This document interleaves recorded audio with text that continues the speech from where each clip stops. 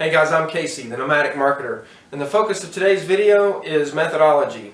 And I'd like to talk to you about a few things that you need to do, and the one thing that you must not do if you want to be successful at earning an income online.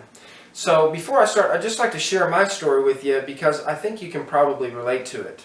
So my first exposure to earning an income online was through retail arbitrage. So retail arbitrage is this idea that you're going to buy products at one price and sell them at another. The most common places to sell those products is on eBay or Amazon. So you can load a scanner onto your phone, you go out to say Goodwill or Target or different places, and you find either products that have been steeply marked down or products that are like new or new at Goodwill. You purchase these products and then you list them for sale on Amazon or eBay. So I quickly took action and went out and I sourced some products, and I did have some success, and I made a few $100s over the first few months. Over say a 6-month period of time I made maybe $500, and I still earn just a little bit of income here and there from products that I have in an Amazon store. So what I quickly found out was, though, that this is something that, even though it's not a direct exchange of dollars for hours, it's just not scalable. If I wanted to increase the income potential exponentially, I had to increase the commitment of time to source those products exponentially, unless I got off into Amazon FBA, which I was starting on a shoestring, like probably many of you who are watching this video. So I wasn't able to do that, so I had to search for another method. So I quickly fell off into a search for other methods of generating an income online. And so I began to source a list. And the thing that really struck me as far as the lowest cost of entry, lowest barrier to entry from a cost standpoint, was Kindle publishing. So it doesn't take anything to publish a book to Kindle and have it generate some sales and earn some money for you. So if you can generate a revenue stream over here, you can take the dollars that you get from that and begin to funnel it into other things that do cost money, like say Amazon FBA or something. This was my thinking at the time. So I thought, well, an evergreen topic is something that everybody is always searching for, that they'll always be searching for. And so making money online was the thing that I came across. And I thought, well, what I'm going to do is I'm going to write a great book. I'm going to go out and I'm going to source some of the people who have been the most successful at generating an online income in several different methodologies. And I'm going to coalesce this great material from all these different people into a single source where they can take advantage of it and use it to pick the path for themselves. So I began to write the book, and about halfway through I began to realize that really, if I want to make this the way that I want to make it, I need to be doing some of these things and not just talking about what other people have done. And so I fell off into what many people term shiny object syndrome. You've probably heard of this, and you've probably done this, and that is, there's thousands of ads, you see millions of different products. This product claims that you can make money push button riches with no work involved, and this one and that one.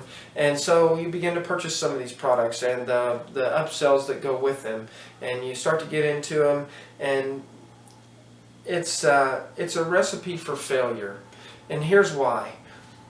All of these are job skills. In a sense, they're all their own niche. They all fall under this broad topic of internet marketing, most of them, but they have very specific skill sets that you need to learn to be successful at them.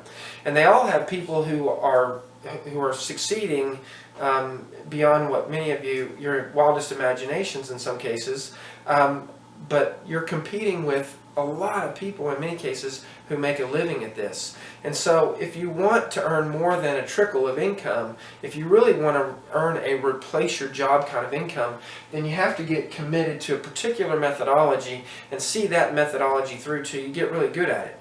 Now the great thing is that if you get really good at, say, CPA marketing, that's the path that I chose. Once I kind of got away from chasing every object, the shiny object, and I picked a path which was CPA marketing, I just became consumed with the idea that I want to be a great CPA marketer. So I read everything I could get my hands on. I went to every blog. I bought some courses. I began to consume lots and lots of material and signed up for some networks and began to execute some of the methodologies that I had learned and read. And over the first 6 months or so, from my first venture from free traffic, I made about $500 or so. And I've been working on paid traffic sources and other things in the last maybe 2 or 3 months. So the beauty of it is that once you pick a methodology and you get really good at it and you learn the skill set that's necessary to operate in that niche, then when you get really good at it, there's a transference and you can begin to work into some of these other fields. But only once you've mastered one of these particular methodologies. So for me, it's CPA marketing. So if I get really good at CPA, then I can teach other people how to do CPA. So then I could get off into information products. And through information products, I could drive people to a blog, and I could have free traffic that I didn't have to pay PPC, pay-per-click advertising or something. I could do write a book about it, or I could create a YouTube channel. There's lots of different things, and again, they all began to overlap and allow you to cross over and have multiple revenue streams.